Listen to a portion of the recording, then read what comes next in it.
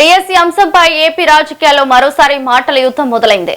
డిఎస్సీపై చర్చకు దమ్ముంటే అసెంబ్లీకి రావాలంటూ టీడీపీ నేతలు వైసీపీ అధినేత జగన్ కు సవాల్ విసురుతున్నారు.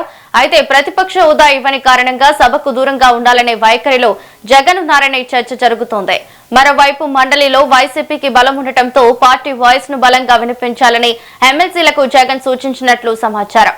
6 నెలల పాటు సభకు హాజరు కాని ఎమ్మెల్యేలపై అనర్హత వేటు వేయాలని కేంద్రానికి సిఫారసు చేసినట్లు స్పీకర్ వెల్లడించారు.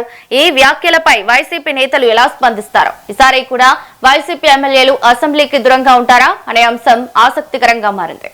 డిఎస్సీ అంశంపై ఏపీ రాజకీయాల్లో మరోసారి మాటల యుద్ధం మొదలైంది.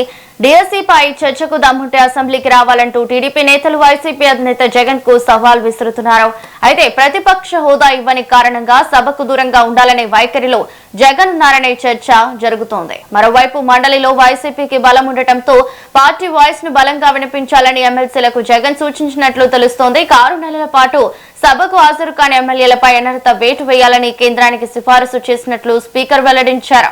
ఈ వ్యాఖ్యలపై వైసీపీ నేతలు ఎలా స్పందిస్తారు? ఈసారి కూడా వైసీపీ ఎమ్మెల్యేలు అసెంబ్లీకి దూరంగా ఉంటారా అనే అంశం ఆసక్తికరంగా మారింది.